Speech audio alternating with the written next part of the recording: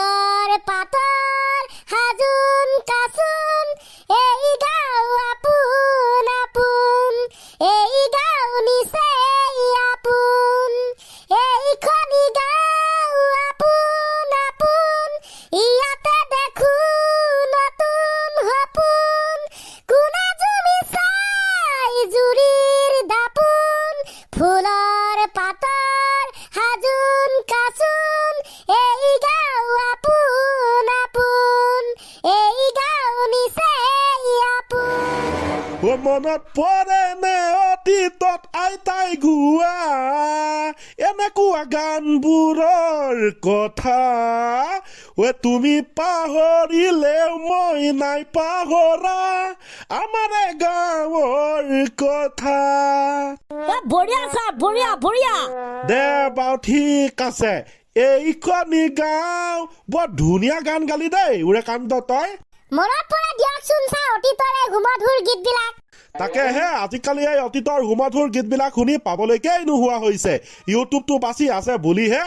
তাতে খুচৰি খুচৰি কেতিয়াবা পাং বা ৰ'দে লাষ্টৰ ফালে ময়ো গাম আজি ক্লাছটো মানে বৰ বেয়া ইণ্টাৰেষ্টিং হ'ব দে মই এতিয়া কৈ থলো য়েছ আজি তহঁত কোন কিমান টেলেণ্টেড মই আমুক হ'ব দিম তহঁতে হ'ব পাৰিব লাগিব মই আমুক কৰিব দিম তহঁতে তামুক কৰিব পাৰিব লাগিব মাকা অষ্ট্ৰেলিয়া ছাৰ আমুক তামুক তামুক আমুক এইটো আকৌ কেনেকুৱা বস্তু যেনে দেচোন দে তহঁতে গান এটা পুতুককে নিজে লিখি মেলি গাই দে আৰু যদি তহঁতে গাব পাৰ এয়া হৈছে এটা এটা টেলেণ্ট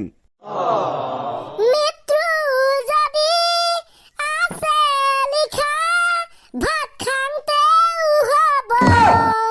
মৃত্যু যদি নাই লিখা গুলি মাৰি দিলেও নহ'ব খাওঁতে খাওঁতে খাওঁতে খাওঁতে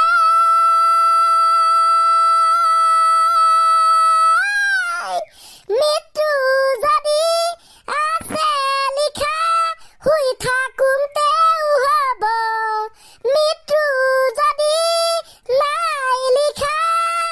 গুলি মাৰি দিলেও নহ'ব কি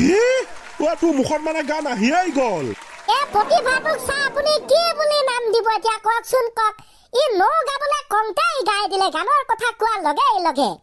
আৰু ছাৰ গানটো অৰ্থ নথকা নহয় নহয় মই ক'লো কি মৃত্যু যদি আছে লিখা তেন্তে ভাত খাওঁতেও হ'ব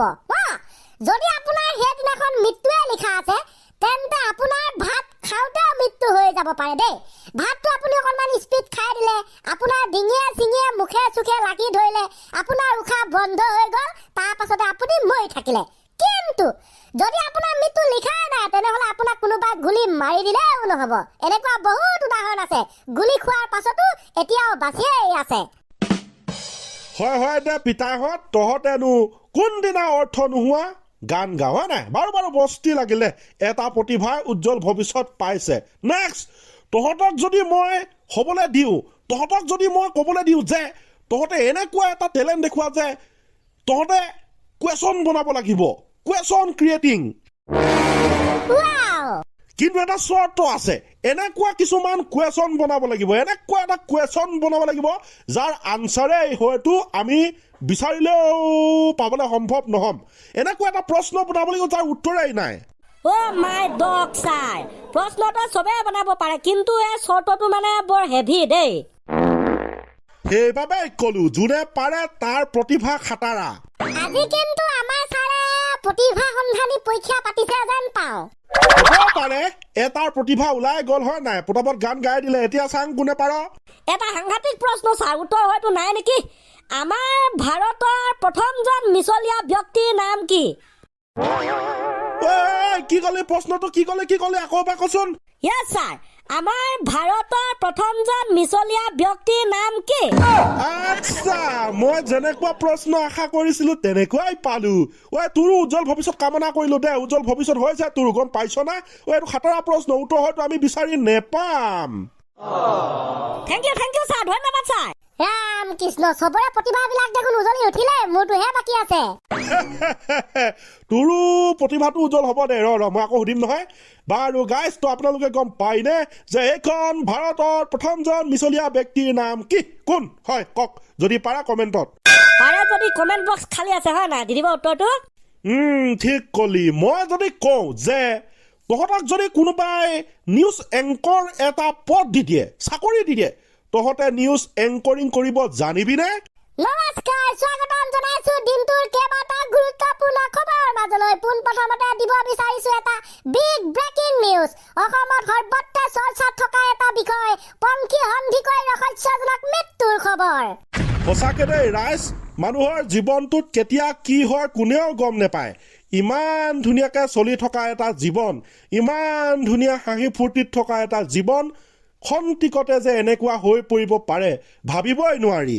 তাকেহে ছাৰ মানুহকনো ইমান সহজে জীৱ জন্তুক মাৰা নিচিনা মাৰি পেলাব লাগে নে বাৰু মানুহৰ জীৱনত ভুল চবৰে হয় ভুল হ'ল বুলিয়ে জানো কাৰোবাক মাৰি পেলাব লাগে কাৰ ভুল কাৰ শুদ্ধ সেইটো বাৰু আমি ক'বলৈ নাযাওঁ ভুলটো শুদ্ধ কৰিব পাৰি কিন্তু এনেকৈ মানুহ হত্যা কৰি কি বুজাব বিচাৰে সেয়াহে বুজি নাপাওঁ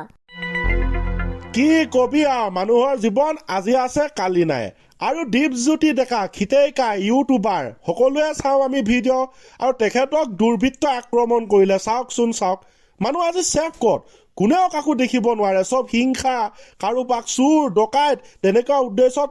যেন মানুহকে মাৰি পেলাব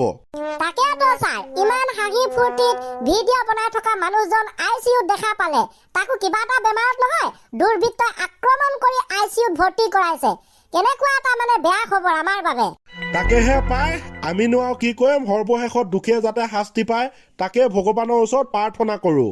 অতি সোনকালে ভগৱানে যেন এই সকলো দোষীক শাস্তি প্ৰদান কৰক নহ'লেনো আজিকালি কি হ'ব এই দোষীয়ে আইনৰ মতে শাস্তিয়ে নাপায় বাৰু তেনে ঠিক আছে দে আৰম্ভণি গীতটো ময়ে লাষ্টত গাই মেলি ফিনিচিং মাৰিম বুলি ভাবিছিলো এতিয়া আকৌ গাই থাকিবলৈ মনেই যোৱা নাই বেয়া লাগিলে কিবা দে তেনে কান্ত তই গাই মেলি সামৰণি মাৰি দে